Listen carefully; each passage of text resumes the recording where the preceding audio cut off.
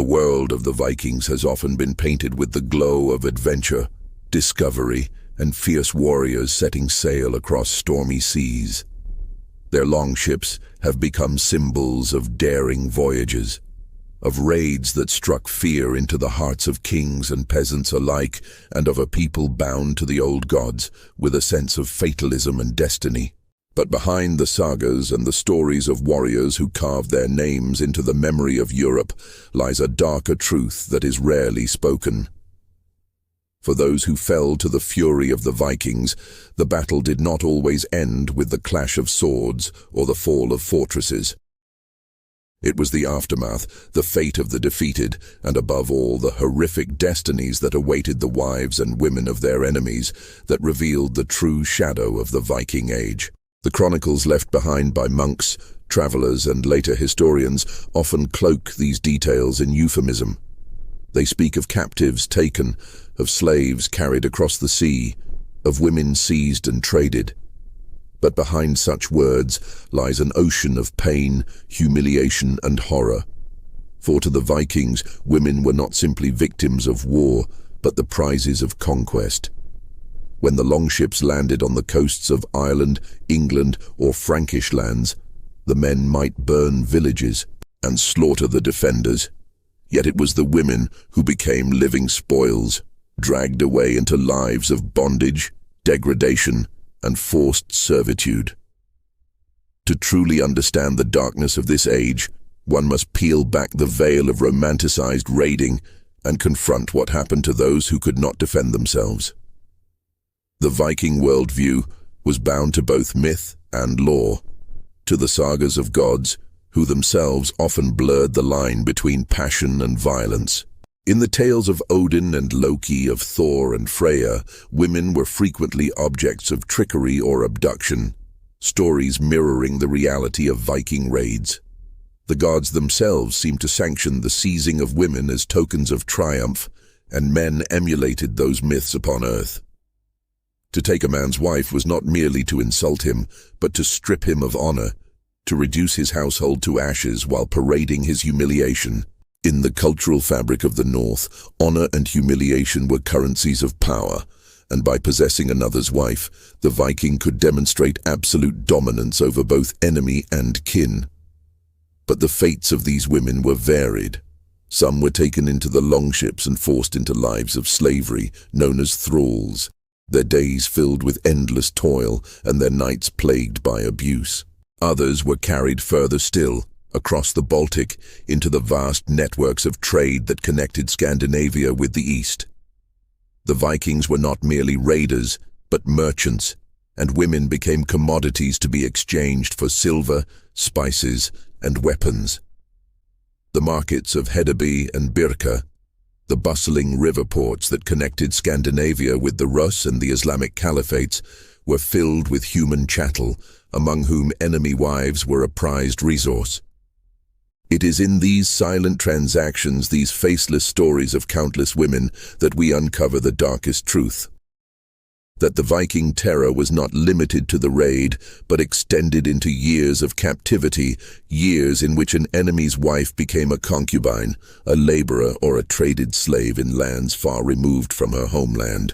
Some were taken into the harems of the East, vanishing into the annals of history, their names forgotten but their fates tied forever to the restless hunger of the Viking Age. The sagas whisper of these realities, though often in coded terms. In the Icelandic sagas, men boast of taking women as wives or concubines in foreign lands, of forcing unions that would later be woven into the genealogies of great families. In these accounts, violence and intimacy blur, for what was celebrated in the saga as conquest often masked the brutality of forced submission. To the Vikings, the line between wife and captive was thin, and many noble lineages of the North trace their origins to women carried away against their will, absorbed into households that masked slavery as marriage. Yet not all women disappeared into silent suffering. Some resisted, and their resistance, though often crushed, became stories of terror to their captors. Chronicles tell of wives who cursed their Viking masters, who turned to local gods and spirits for vengeance, who poisoned food or sought escape across treacherous landscapes. The sagas also record moments when women wielded strange power over their captors, either through cunning, manipulation, or the deep-rooted belief among Vikings that women carried mystical ties to fate and prophecy. Some were feared as vulvas, seeresses who might curse the very men who enslaved them. Thus, even in the chains of captivity, a whisper of defiance sometimes endured. Still, the overwhelming tide of cruelty cannot be washed away. Monasteries in England and France record not only the burning of churches, but the cries of women carried into the night, their husbands slain before their eyes, their children left to wander or die. One Frankish chronicler described the aftermath of a Viking raid in which women were herded like cattle, their cries mingling with the smoke of ruined villages. To the defeated, these horrors seemed like divine punishment, the wrath of pagan gods unleashed upon the Christian world. And indeed, the Vikings themselves often believed they were enacting the will of Odin and Thor, punishing weaker peoples while enriching their own clans. It is in this tension between myth and history, between sagas and chronicles, that the full horror emerges. For the Vikings were not mindless savages, nor were they noble adventurers. They were both bound to a world where honor, wealth, and fate demanded conquest. And in that conquest, women stood at the crossroads of cruelty, commerce, and survival. To the Vikings, taking an enemy's wife was to claim victory in its most intimate form, ensuring that the conquered would be remembered not by their deeds, but by the children born under duress, half Viking, half forgotten. As the longships withdrew to the sea, their sails dark against the horizon, they carried more than silver and gold. They carried the broken lives of women whose stories seldom reached the chronicles, whose tears fell into the waves as they vanished into the north. And while sagas celebrate the victories of great warriors, the true legacy of the Viking age rests as much in the silence of these women as in the songs of men. And yet, this is but the beginning of the tale. To grasp the full extent of the horrors visited upon the wives of enemies, we must look deeper still, into the laws that justified their enslavement, the rituals that bound them, the markets where their fates were sealed, and the myths that transformed cruelty into tradition.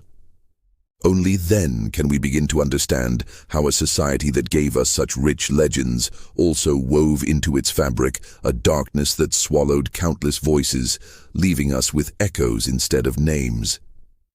The horrors began not simply at the moment of the raid, but in the calculated preparation for it, when scouts would map villages, noting which homes contained strong men and which housed only women and children. Viking warriors understood the power of terror. They knew that striking fear before the strike could be as effective as the sword itself. And in that preparation, the enemy's wives were already being marked, not as people, but as prizes. When the longships landed, when axes rose and flames licked the thatched roofs, the chaos became both shield and weapon.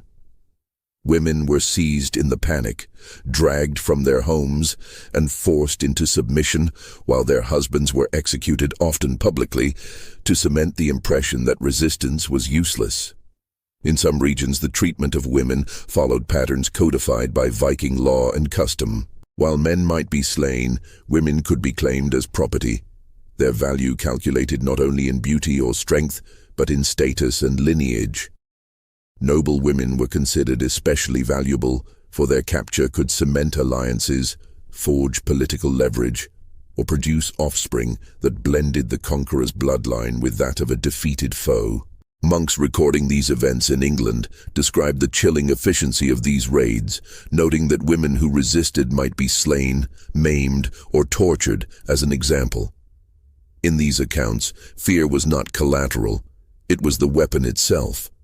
Yet the cruelty extended beyond immediate conquest.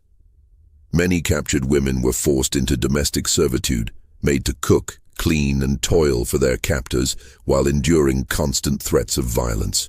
Others were taken on long journeys across treacherous seas, packed into the holds of ships alongside livestock, chained or bound, their cries stifled by the roar of waves and the commands of their captors. Some perished in these voyages, their bodies discarded overboard, swallowed by the cold northern waters. For the Vikings, survival was not guaranteed, and death became an unspoken companion of conquest. There are tales in the sagas of women who endured far worse than mere captivity. Some were taken as concubines, their consent irrelevant, their bodies treated as instruments of power. Men boasted in stories of sleeping with the wives of enemies, of the humiliation inflicted upon the defeated.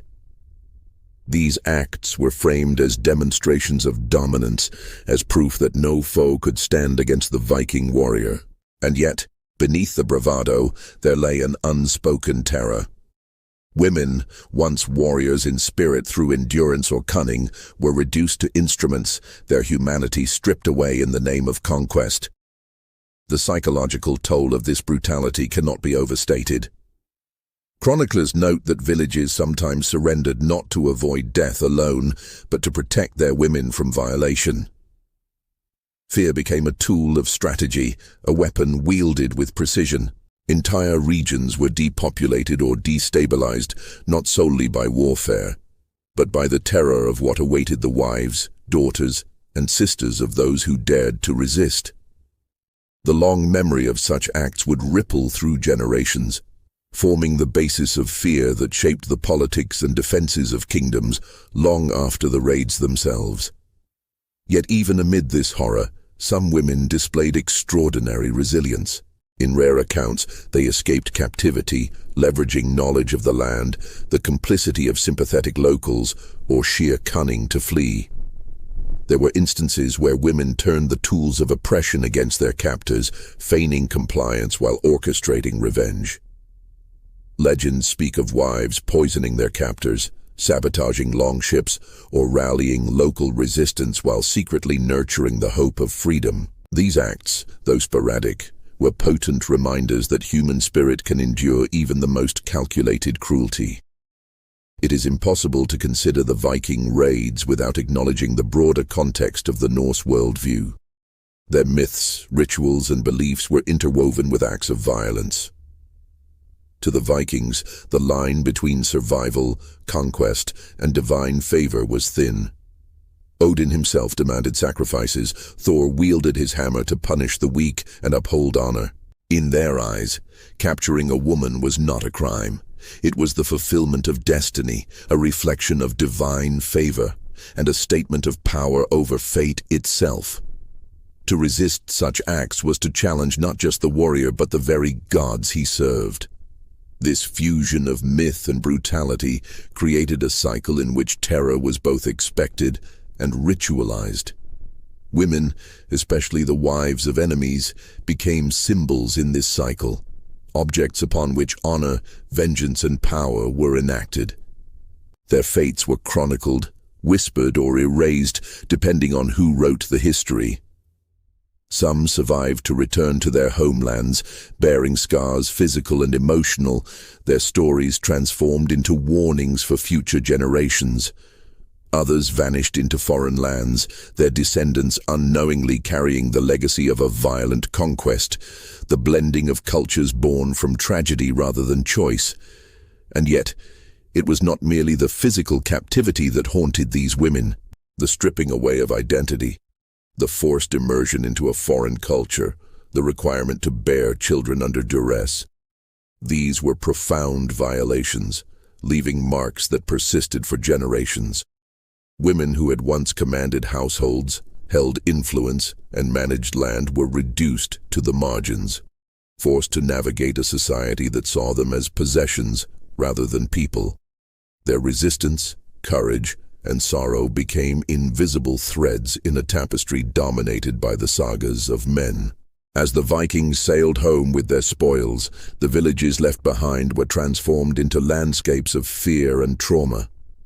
Fires burned where homes had stood, graves multiplied in hastily dug pits, and the absence of wives and mothers left households fractured. Chroniclers recorded the sorrow of communities as much as the wealth of the invaders, noting how the long-term social consequences of raids extended far beyond immediate plunder. The psychological scars endured, creating communities defined as much by absence as by survival. And yet, amid this darkness, there is a haunting beauty in the persistence of memory. The sagas, the laws, and the chronicles serve as reminders that these women, though often voiceless in the official record, shaped the very history they endured. Their survival, resistance, and resilience threaded through the lineage of nations, influencing the culture, demography, and even politics of medieval Europe. While the Vikings' actions inflicted horror, the women they victimized carried the seeds of continuity, survival, and sometimes even vengeance. This grim tapestry is only part of the story.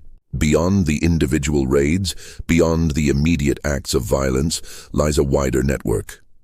The markets where captives were sold, the households where they were absorbed, and the myths that justified their suffering.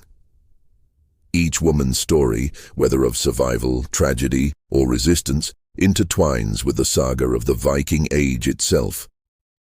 To understand the full darkness, we must move further into these layers, exploring how commerce, culture, and belief transformed horror into normalized practice, and how these fates, silent or celebrated, rippled across centuries. The markets of Hedeby, Birka, and other northern trading hubs were more than places of trade in silver, furs, and amber. They were places where human lives, particularly those of women, were bartered as commodities. Enemy wives were not merely collateral in war. They were valuable assets, exchanged for wealth, goods, and strategic advantage. Chroniclers writing from distant monasteries describe women chained, displayed, and sold to the highest bidder. Their status as captives was absolute. They could not refuse, their consent meaningless in the calculus of commerce. These markets became extensions of the raids themselves, continuing the terror long after the longships had vanished. The value assigned to these women varied. A noble woman taken from a well-defended village could fetch wealth and political leverage. A young, healthy woman might be traded for silver or used to seal alliances in distant lands. Yet the transaction stripped them of identity and autonomy, transforming them into objects whose worth was determined entirely by others. The traders themselves were often brutal, enforcing compliance through intimidation, threats, and violence. Any resistance could result in immediate punishment or death, making the market both a stage for profit and a theater of terror. While the commerce of captives was horrifying in its own right, it was intertwined with ritual and myth. The Vikings did not separate the sacred from the profane. Many raids began with prayers or sacrifices to Odin, Thor, or Freyja, seeking divine favor in conquest. The act of taking a woman could itself be framed as a ritualistic fulfillment of divine will. In some sagas, the abduction of a noble woman is depicted as sanctioned by the gods, a demonstration of fate's inevitability. By intertwining belief and brutality, the Vikings normalized acts that to modern eyes are beyond comprehension. These myths became mirrors of their reality, divine approval of acts that reinforced power, terror, and male dominance. Women who were absorbed into households, whether as concubines, servants, or wives, entered a world where ritual, law, and tradition dictated their treatment. Some were forced into marriages that bound them legally to their captors, their status carefully codified in the Norse legal framework. Marriage under duress was considered legitimate if performed according to the laws of the land, effectively transforming victims into legal property. Within the home, they were often under constant surveillance, their labor exploited, their movements restricted, and their children sometimes used as leverage against resistance. Yet even within these confines, they could wield subtle power. Knowledge of household affairs, connections with other slaves or local allies, and in some cases, the mystical reputation of women as seers or holders of fate. The sagas contain glimpses of these hidden resistances. In one account, a woman abducted from a distant village cleverly manipulates her captor, using her wit to secure better treatment and preserve her autonomy as much as possible. In another, a wife orchestrates a minor revolt within the household, coordinating with other captives to create chaos, even as the larger world outside remains oblivious to their struggle. These narratives reveal the quiet courage that persisted amid horror, though they are rare exceptions in a historical record dominated by male exploits. Across Europe, the legacy of these actions endured. Chroniclers in England, Francia, and the Slavic lands repeatedly reference the long-term consequences of Viking raids on women. Entire families were fractured, villages depopulated or destabilized, cultural and demographic landscapes altered. Children born to captives and captors carried a complicated inheritance, blending cultures and bloodlines in ways that reflected both violence and adaptation. Some of these children rose to positions of power, their lineage a living reminder of conquest and survival, intertwined. It is important to recognize the continuum between historical fact and myth. Many accounts are filtered through lenses that obscure the women's suffering, highlighting instead the exploits of warriors and kings. Yet archaeology, forensic studies, and re-evaluation of chronicles have begun to uncover the hidden realities. Skeletal remains showing trauma consistent with captivity, records of slave transactions, and oral traditions preserved in local communities all illuminate the lives of those who were silenced in the sagas. Slowly, the voices of women, long drowned by history, emerge from the shadows. Even as the Viking Age waned, the consequences of these acts reverberated. Laws evolved to regulate slavery and marriage, often formalizing the very practices that had caused immense suffering. Families sought to reclaim women or negotiate their return, and stories of resilience became embedded in folklore. Yet the underlying pattern persisted. The capture, trade, and exploitation of women remained both a tool of dominance and a cultural fixture, perpetuating cycles of fear, submission, and survival. The horror of these practices also shaped the perception of Vikings across Europe. Their raids were remembered not merely for violence against men, but for the fate of women, whose suffering became synonymous with the terror of the North. Monastic chronicles, written with moral outrage, detail the screams of women, their flight into the forests, and the brutal punishments they endured. The moral panic of these accounts reflects both historical reality and the cultural shock of a world encountering brutality foreign to its norms. And yet, amid the terror, myth continued to shape reality. Norse poetry, rune stones, and oral traditions enshrined acts of abduction and conquest as heroic, embedding violence against women into the framework of honor, fate, and destiny. Even in exile or captivity, women became instruments in this larger narrative, their suffering a testament to the power of myth to justify cruelty. For the Viking warrior, the abduction of a wife or daughter was a tangible demonstration of divine favor, a physical manifestation of the saga's ideals in the realm of flesh and blood. To understand this world fully, one must move beyond mere accounts of raids and battles. One must confront the network of commerce, myth, ritual, and law that permitted such horrors to flourish. Each village razed, each household shattered, each woman seized, was part of a larger system in which violence was normalized, gendered, and codified. And yet, it is within this system that human resilience persisted, in the quiet defiance of captives, in their ability to endure, adapt, and sometimes overturn the very structures that sought to bind them. The saga of the Viking conquest is incomplete without these voices. To focus solely on ships, swords, and kings is to overlook the countless women whose lives were reshaped by terror, captivity, and endurance. It is to ignore the chains, the markets, and the households where the real struggle played out. And it is to forget that the legacy of the Viking Age is as much about survival amid horror as it is about glory in battle.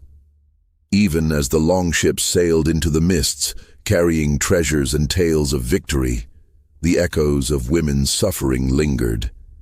The fires left smoldering in distant villages, the empty homes, the children born into captivity, all bore witness to a shadow history often erased by the grandeur of sagas. And as we continue to peel back the layers of myth and history, we find that the dark truths of the Viking Age are inseparable from the stories of the women they conquered. Hidden, silenced, yet enduring in the fabric of history itself. Among the countless stories of suffering and survival, some women stand out, their experiences preserved in fragments of saga or chronicler's record. One account tells of a noblewoman captured during a raid in the Orkney Islands, carried away by a warrior whose name would echo in song. She was taken across the sea, her homeland vanishing behind her as the longship sliced through the waves. Yet even in captivity, she displayed a cunning that confounded her captors. She learned the routines of the household, ingratiated herself to some warriors while subtly undermining others, and eventually orchestrated her escape under cover of darkness.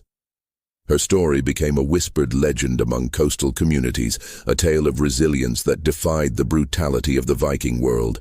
In other regions, resistance took different forms.